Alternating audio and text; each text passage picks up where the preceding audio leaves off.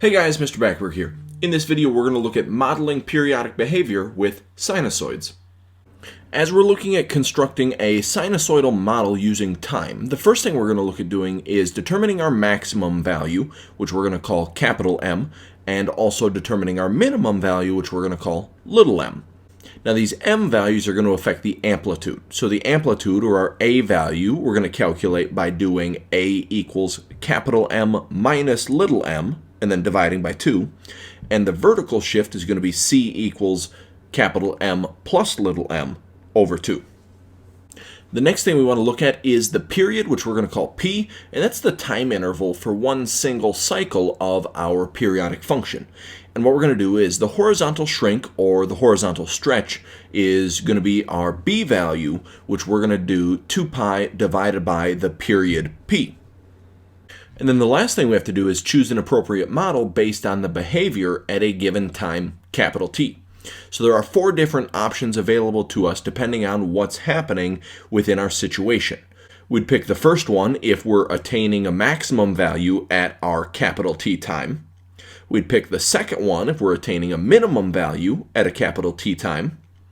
We would pick our third one if we're halfway between a minimum and a maximum at that time of capital T. And we'd pick this last one if we're halfway between a maximum and a minimum at time capital T. So in this example, we're going to look at the ebb and flow of a tide. So what we've got is on a certain July 4th in Galveston, Texas, high tide occurred at 9:36 a.m. and at that time the water was 2.7 meters deep. Now low tide occurred at 3:48 p.m. and the water then was only 2.1 meters deep. And we're supposed to assume that the depth of the water is a sinusoidal function of time with a period of half a lunar day, which works out to be about 12 hours and 24 minutes. Now the first thing we're going to do is take this information and try to write out our model. And the first thing we need to calculate is our capital A value. And we said that we were going to take our maximum minus the minimum and divide that by 2. So the maximum depth of the water is 2.7 meters, minus the minimum depth is 2.1 meters, and I'm supposed to divide that by 2. So I should end up with a capital A value of about 0.3. Now the next thing we're going to need is our vertical shift, which is our C value. So we said we were going to take the maximum plus the minimum over 2. So that's going to be our 2.7 plus 2.1 over 2. So we should get a C value of 2.4.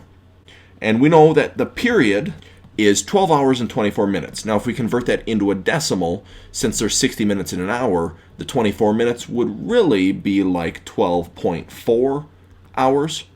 So to calculate our B value, we're supposed to take 2 pi and divide it by 12.4.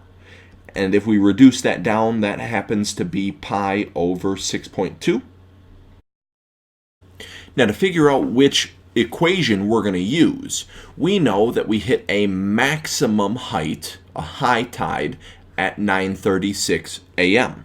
So I'm going to use that first equation because that talks about attaining a maximum value at a specific time. So that's the one that goes f of t equals, I need my a value, which is 0.3, times the cosine of my b value, which is pi over 6.2, times little t, which is going to represent our current time, minus, now here's what I need to do with that big T value. We know that our maximum depth occurs at 9:36 a.m., but I want to convert that into a decimal. So if I take the 36 minutes divided by 60 minutes, I get about 9.6. And then I need to add on my C value of 2.4. So this is the equation that we're going to use to model this behavior.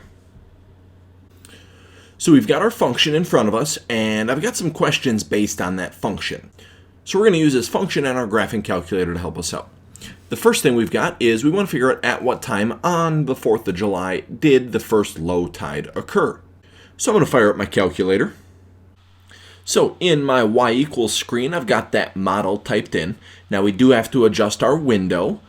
I have my x min at 0 and my x max at 24 because we're going to be tracking this over a full day. So starting at a time of 0 and then there's 24 hours in a day. I've got my y minimum set at 2 and my y maximum set at 2.8. So when I hit graph, we get a picture that looks something like this. Now, the first thing that we're trying to find is the first low tide. So we're going to find the first lowest point on my graph. So I can find that by hitting second trace and doing a minimum value. I need to arrow left so that I'm on the left side of this lowest point. I hit enter. Then I have to go to the right of the lowest point. So I hit enter, enter. And that corresponds with an x value of about 3.4. So since we saw that t value of 3.4, I want to convert that into a time that makes a little bit more sense. The 3 is obviously going to mean 3 hours, but the 0.4, if I take 0.4 times 60, that ends up being 24 minutes. So at 3 hours and 24 minutes from the beginning of the day, so that'd be 3:24 a.m., we're going to hit this first low tide. And the next thing we want to take a look at is what was the approximate depth of the water at 6 a.m. Now, since we're starting at midnight, then 6 a.m. would correspond with a t value of 6. So we're going to look for that on our graph. So as I'm looking at the graph, I want to use a t value or an x value of 6. So if I hit trace and then hit 6, that's going to let me look at a specific x value. So I'm going to look at the x value of 6. I hit enter. That corresponds with a y value of 2.32. So at 6 a.m., our depth was about 2.32 meters. Now looking at the approximate depth at 3 p.m., since we're starting at midnight, 3 p.m. happens 15 hours later, so that's going to be a t value of 15. So I'm going to look on my calculator at a t value of 15. So on my graph, if I hit trace and then type in 15, that's going to let me look at that t value of 15, and we get about 2.12. So we get 2.12 meters for that depth. And the last thing we want to look at is when was the first time that the water reached a depth of 2.4 meters? Now to do this one, I'm going to throw another equation in my y equals. I want to figure out when the depth is at 2.4 meters. So in my y2, I'm going to put in 2.4. Now when I hit graph, we're looking for the first time when we hit 2.4 meters. So I'm looking at this first intersection point. So I'm going to go second calc, and I'm going to pick option number 5, intersect. Now I want to arrow far left over by this very first intersection point. I'm on my first curve, which is my blue curve, so I hit enter. I jumped over to my red curve, so I hit enter. I can hit enter one more time, and that tells me that they intersect at an x value of 0.3. Now this corresponds with a t value of about 0.3, but I'm going to turn that into minutes. So if I take 0.3 times 60, we get about 18 minutes. So 18 minutes after midnight happens to be 12:18 a.m. That's going to be it for this video. Thanks for watching.